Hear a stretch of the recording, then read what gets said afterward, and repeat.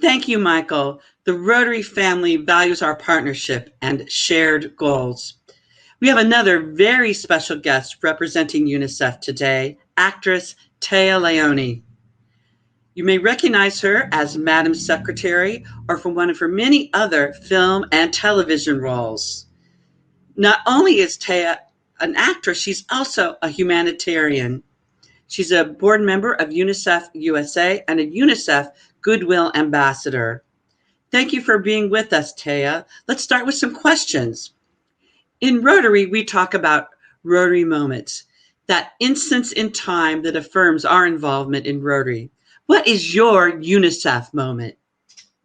Well, it's interesting because I think I share a UNICEF moment with a lot of people, which is as a kid carrying an orange box on trick or treat. And it's funny, growing up in a family of UNICEF, I would say my first real connection to UNICEF was really the orange box, as opposed to a dinner conversation.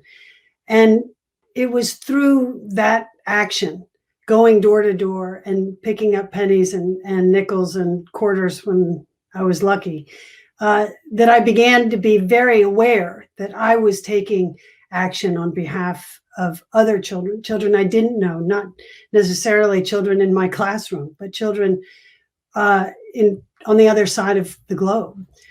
That was probably my first aha moment. I think probably my most intense aha moment with UNICEF was in the field when I was in Jordan visiting the Zaatari camp.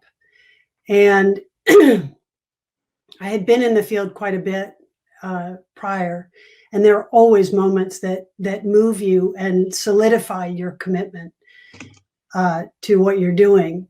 But at that particular, on that particular trip, I witnessed a gesture that I've never forgotten. And we were at the camp visiting with some children outside of the maternity ward, as it was. And there had been a small group of children that had been following us around.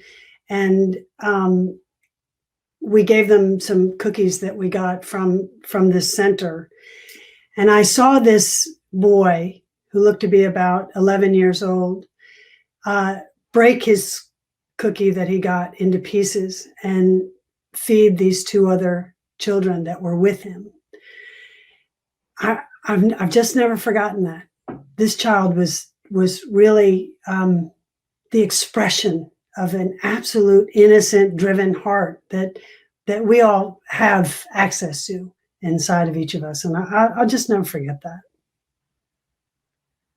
What a great story. And I think a lot of us remember trick-or-treating for UNICEF. So we remember those orange boxes too.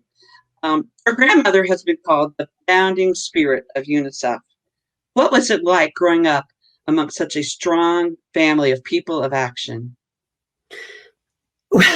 Well, I'm just laughing because, some people have asked me, what was it like with your grandmother? And did she teach you all about everything? And to be honest, for the first probably 10 years of my life, I was so much more impressed that she had been an actress and had worked in a silent film and gotten billing above Clara Bow, who even I knew who Clara Bow was.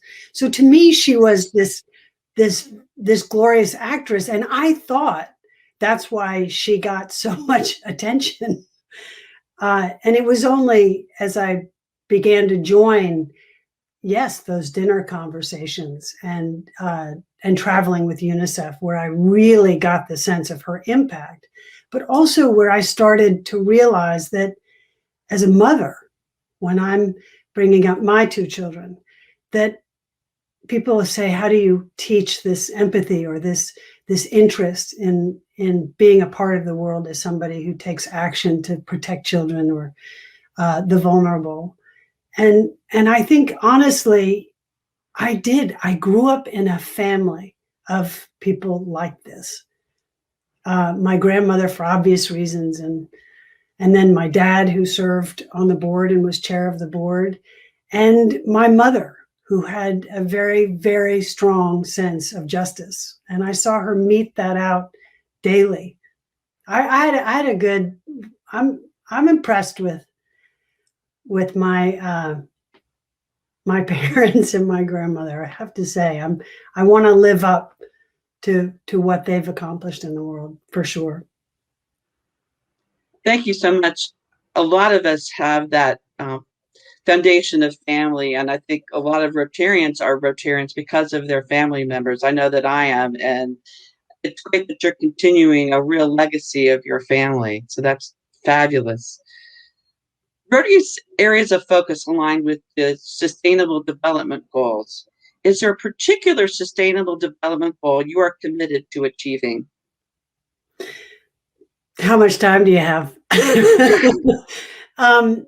Actually, you know, it's interesting because I look at the Sustainable Development Goals and I realize that all of these SDGs are dependent on each other.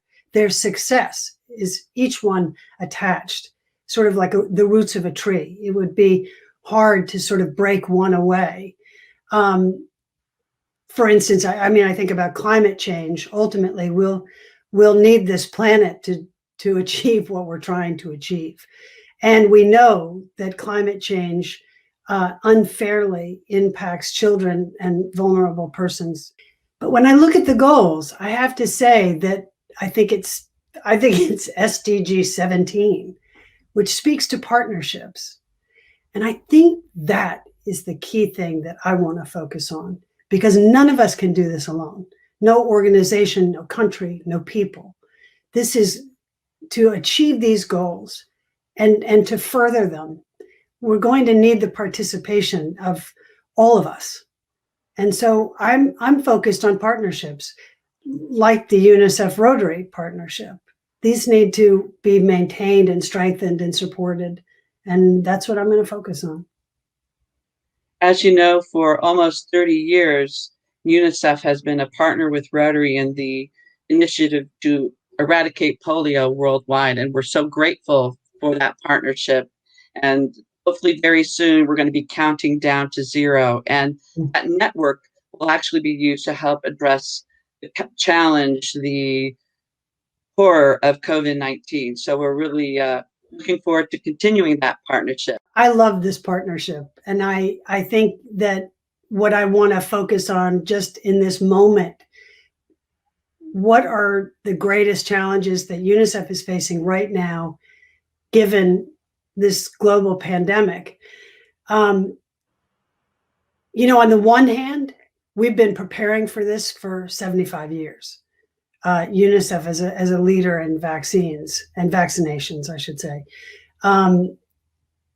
I think our biggest challenge that we don't speak about as much, but we would with our partners, is that COVID-19 has drastically disrupted our vaccine schedules around the world. And as we know, diseases like measles, like polio, can very quickly get a toehold. And I think that was our first major concern with lockdown when that began to happen around the world. And it continues to be, because as you said, we're looking to get to zero for polio. And this has been a disruption. So what UNICEF needs, what we all need to focus on is, I think in particular, the support of this vaccine and helping people to understand that the vaccines are not just for us. This is something that we do for everyone. And we won't get there without these vaccinations getting into arms. And then we'll be able to follow up with all the progress that we have made towards eradicating diseases like polio and measles. UNICEF has committed 2 billion vaccines in the year 2021 to be equitably distributed, which is another really important issue and one that we're very well versed in handling. But we're all going to need the funding moving forward for sure. Well, thank you, Téa, and please, Rotarians and all of our audience, give to the Polio Plus Fund. That plus means work supporting COVID-19 vaccination and other really important public health initiatives. So please, please be generous to the Polio Plus Fund. And with that, Téa, I want to thank you for your time today, your service. And if you have any final thoughts to share with our audience, we'd love to hear them. I just want to say thank you. Thank you for your support and the partnership, and just thank you for what you're doing in the world. I think every now and again we have to kind of appreciate and acknowledge and be grateful to each other. And I'm incredibly grateful for a fellow organization working this hard and this committed for this long. We're impressive.